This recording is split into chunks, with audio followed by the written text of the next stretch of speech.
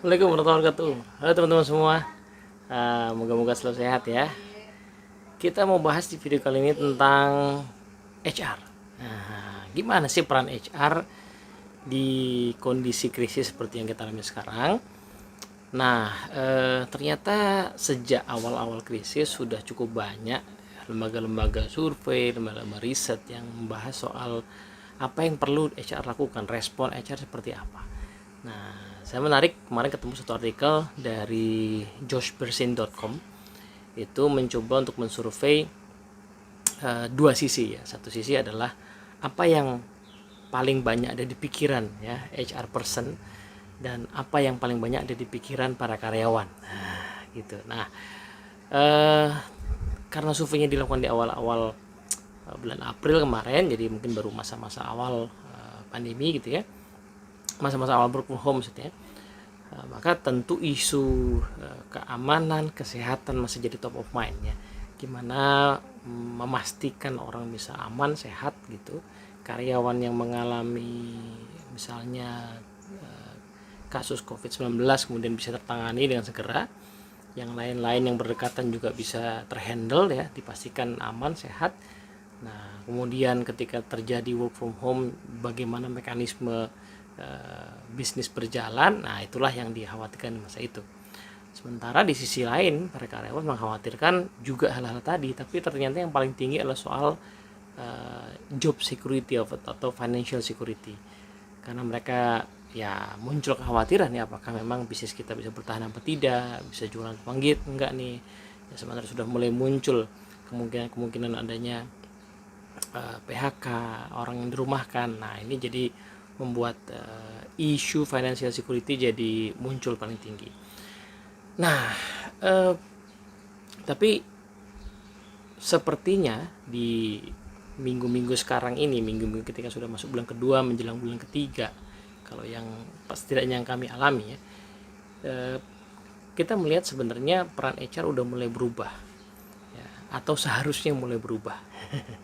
Karena dua hal ya. Pertama, fase krisisnya ya kan, kalau mungkin pernah nonton video yang kita bahas itu soal the change model ya, bahwa perubahan itu selalu melewati fase-fase yang setidaknya ada 4 fase. Sepertinya fase sekarang juga sudah berubah, tidak lagi fase disrupsi, tapi sudah mulai masuk ke dalam fase adopsi, sehingga harusnya treatment kita sebagai HR juga berbeda. Itu yang alasan pertama. Alasan yang kedua, kita mesti ingat juga bahwa peran HR memang betul satu sisi memastikan bagaimana operasional HR berjalan mendukung operasional bisnis. Itu namanya peran, kalau menurut Dave Ulrich itu administrative expert ya kan? Tapi di sisi lain kita mesti ingat bahwa peran kita juga di satu sisi adalah peran yang strategik ya, strategic partner. Kita tentu sudah mulai melihat bagaimana bisnis di organisasi kita mungkin merespon, sudah mulai mikir bagaimana kita bisa survive dan maju, bagaimana kita bisa bertumbuh, bagaimana kalau seandainya pandemi sekarang bisa survive, oke, misalnya insya Allah bisa survive, bagaimana ketika pandemi ini berakhir kemudian kita bisa cepat pulih, cepat rebound lagi. Bisnis sudah menyiapkan itu. Pertanyaannya, kita mesti mensupport apa sebagai strategic partner. Di sini kita sepertinya perlu meninjau ulang ya change model kita dan memastikan kita berada di zona yang tepat merespon kondisi perubahan. Oke, saya review sedikit ya. Ada 4 zona perubahan. Pertama, zona status quo. Ketika ada perubahan diperkenalkan, awal-awal mungkin orang masih status quo. Saya kira di awal-awal bulan akhir Maret kemarin situasinya kayak gitu ya, ketika work from home kemudian diinisiasi untuk meeting lewat video call misalnya, sebagian orang masih merasa resisten barangkali ya, status quo. Tapi kayaknya sih sekarang sudah tidak terlalu banyak yang begitu, karena sudah masuk ke dalam zona yang kedua, yaitu zona disrupsi alias zona gangguan, ketika ya situasinya memang orang harus mengikuti perubahan. Inilah zona ketika muncul kecemasan, ketakutan, kekhawatiran. Tapi saya berasumsi bahwa sekarang sepertinya zona ini pun sebagian besar sudah dilalui kita mungkin sudah mulai masuk ke zona yang ketiga, yaitu zona adopsi, yang meskipun sudah mengadopsi perubahan, menerima perubahan, tapi juga tetap perlu banyak usaha untuk akhirnya nanti kalau seandainya pandeminya berakhir, kita bisa masuk ke zona kinerja yang lebih baik. Oke, silahkan nonton videonya bagi yang belum pernah lihat bahasan itu. Oke, nah angle kita kali ini adalah status quo. Sepertinya kita tidak usah terlalu bahas dalam lagi ya, karena kemungkinan kita udah lewat. Tapi kalau mau direview sedikit, di zona status quo fungsi HR adalah menginspirasi perubahan, mengajak orang memikirkan cost and benefit kalau nggak ikut berubah ya kan, apa costnya, apa benefitnya, nah, supaya orang bergerak masuk ke zona disrupsi. Zona disrupsi ini mungkin masih ada sebagian ya organisasi yang merasa bahwa wah ini masih struggle banget nih ya, membuat orang bisa kolaborasi dengan baik, itu masih struggle banget. Maka peran HR adalah bagaimana bisa menciptakan situasi nyaman, dan yang kedua bagaimana bisa menggerakkan perubahan. Nah, so far kalau kita coba kumpulin ide-idenya ya, karena ide ini tidak betul baku ya, tidak ada panduan yang sudah fix mengatasi situasi seperti ini. Maka so far yang kita temukan misalnya ya tadi memastikan keamanan ya, financial job and security ya. Kadang-kadang ada organisasi yang sudah memutuskan kayaknya kita mesti PHK ya, tentunya bagaimana membuat proses itu berjalan dengan baik ya, jangan sampai menimbulkan ketakutan yang berlebihan gitu ya. Nah kemudian memastikan orang semua sehat ya. Nah itu adalah hal-hal yang barangkali dilakukan juga, mungkin membantu orang supaya bisa adapt dengan situasi, misalnya kerja berjauhan, kerja remote ya, kerja shift. Nah itulah suasana di zona disrupsi.